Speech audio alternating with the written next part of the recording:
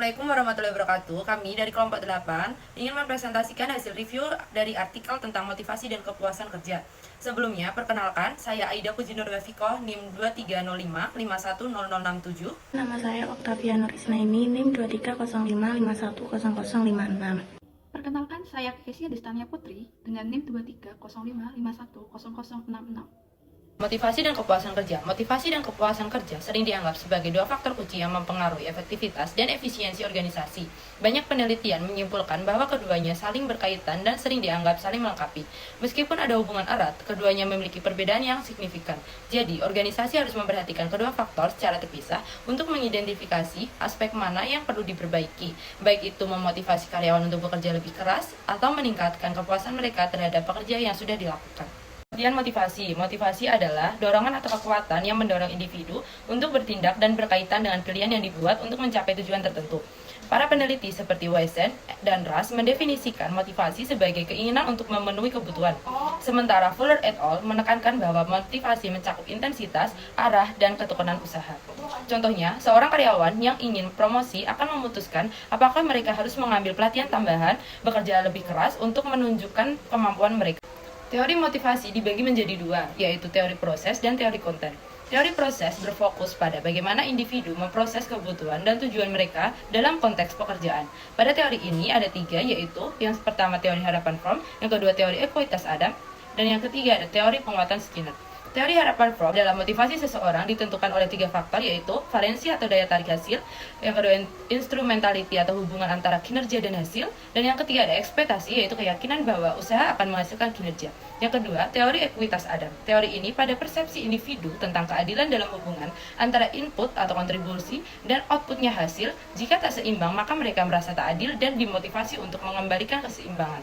Sedangkan pada teori konten berfokus pada faktor internal, yaitu memotivasi individu seperti hierarki kebutuhan Maslow, teori Alderfer, dan teori dua faktor Herzberg, yaitu ada faktor kebersihan yang merupakan gaji dan kondisi kerja yang dapat mencegah ketidakpuasan tetapi tidak serta-merta menciptakan kepuasan, dan yang kedua ada faktor motivasi atau sebuah pengakuan dan tanggung jawab dapat meningkatkan kepuasan kerja, dan yang terakhir ada teori kebutuhan Maxwell.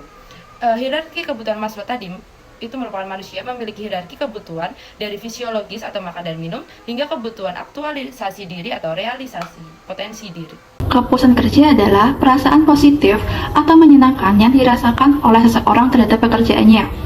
Menurut Totke, kepuasan kerja mencerminkan kondisi emosional yang dihasilkan dari evaluasi pekerjaan seseorang. Kepuasan kerja terdiri dari dua aspek, yaitu afektif atau reaksi emosional seperti perasaan bahagia, puas, atau bangga. Selanjutnya, kognitif merujuk pada penilaian atau pemikiran rasional tentang pekerjaan, seperti apakah pekerjaan tersebut memberikan tantangan yang sepadan, penghargaan yang adil, atau lingkungan kerja yang kondusif. Contohnya, seorang perawat yang merasa puas karena faktor-faktor yang mempengaruhi kepuasan kerja dibagi menjadi dua, yaitu faktor intrinsik. Faktor ini berkaitan dengan pekerjaan itu sendiri, seperti tantangan, prestasi, tanggung jawab, pengakuan, dan perkembangan pribadi. Contohnya, seorang karyawan yang mendapatkan proyek baru yang menantang dan memiliki kesempatan untuk mengembangkan keterampilannya akan merasa lebih puas dengan pekerjaannya karena ada rasa pencapaian dan pertumbuhan diri. Yang kedua, faktor ekstrinsik. Faktor ini lebih berhubungan dengan kondisi atau lingkungan pekerjaan, seperti gaji, fasilitas, dan hubungan rekan kerja. Meskipun faktor-faktor tersebut tidak selalu memotivasi karyawan, tapi jika faktor tersebut tidak terpenuhi, maka karyawan bisa merasa tidak puas. Peran kepuasan kerja dan motivasi. Kepuasan kerja sering dianggap sebagai fondasi penting dalam berbagai teori motivasi. Salah satunya teori Maslow. Dalam teori ini, kepuasan kerja diidentifikasi sebagai salah satu faktor yang mendorong motivasi.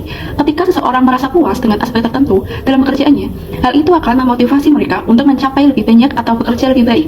Contohnya, jika seorang manajer memberikan feedback positif dan pengakuan terhadap hasil kerja tim, maka anggota tim tersebut akan merasa puas dan terdorong untuk terus mencapai target yang lebih tinggi. Pada slide ini, kita akan membahas perbedaan utama antara motivasi dan kepuasan kerja dalam tiga aspek. Yang pertama, sumber, fokus, dan dampak. Yang pertama, sumber. Motivasi berasal dari dorongan internal seseorang untuk bertindak. Ini lebih fokus pada kebutuhan atau keinginan pribadi untuk mencapai sesuatu. Misalnya, seorang karyawan memiliki motivasi untuk mencapai target penjualan karena dia ingin mendapatkan bonus. Sumber motivasinya adalah dorongan internal untuk mendapatkan keuntungan finansial. Di sisi lain, kepuasan kerja lebih terkait dengan reaksi emosional seseorang terhadap pekerjaannya, seperti perasaan puas atau tidak puas yang timbul dari pengalaman kerja mereka. Misalnya, seorang karyawan merasa puas karena perusahaan memberikan fasilitas kesehatan yang baik. Sumber kepuasan kerjanya berasal dari manfaat yang diterima dari perusahaan, bukan dari dorongan internal. Yang kedua, fokus. Motivasi memiliki fokus pada pencapaian tujuan, yaitu hal-hal yang ingin dicapai oleh seseorang dalam pekerjaannya, yaitu seorang karyawan berfokus untuk menyelesaikan proyek besar karena hal itu akan membantunya mencapai tujuan pribadi dalam karir. Dia memiliki fokus pada pencapaian hasil konkret. Sedangkan kepuasan kerja lebih berfokus pada pengalaman emosional dalam pekerjaan, seperti apakah pekerjaan itu membuat seorang merasa bahagia atau nyaman. Misalnya, karyawan lain lebih fokus pada kesejahteraan emosionalnya dalam pekerjaannya. Dia merasa puas karena memiliki hubungan kerja yang harmonis dengan tim, sehingga fokusnya lebih kepada kenyamanan dan pengalaman sehari-hari di tempat kerja. Yang ketiga, dampak. Motivasi mendorong seseorang untuk bertindak dan berusaha lebih keras, yang pada akhirnya mempengaruhi kinerja. Ketika seorang karyawan termotivasi untuk mencapai target tertentu, dampaknya adalah peningkatan produktivitas karena dia bekerja keras untuk mencapai tujuan tersebut. Hal ini bisa meningkatkan hasil kerja secara langsung. Sedangkan kepuasan kerja lebih kepada menciptakan perasaan positif yang dapat meningkatkan retensi atau mempertahankan karyawan agar tetap bekerja di perusahaan.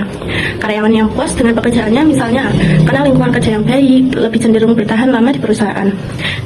Dampaknya adalah tingkat retensi karyawan yang lebih tinggi, sehingga perusahaan tidak perlu sering merekrut dan melatih karyawan baru. Dalam kesimpulan ini dijelaskan bahwa motivasi dan kepuasan kerja saling berkaitan. Keduanya adalah konsep yang berbeda-beda dengan dampak yang berbeda pula bagi manajemen organisasi. Memahami perbedaan antara motivasi dan kepuasan kerja sangat penting bagi perusahaan. Dengan pemahaman yang jelas, organisasi dapat merancang strategi yang lebih efektif untuk meningkatkan produktivitas dan kesejahteraan karyawan. Sekian presentasi dari kelompok kami. Mohon maaf apabila ada kekurangan dan salah kata. Terima kasih. Wassalamualaikum warahmatullahi wabarakatuh.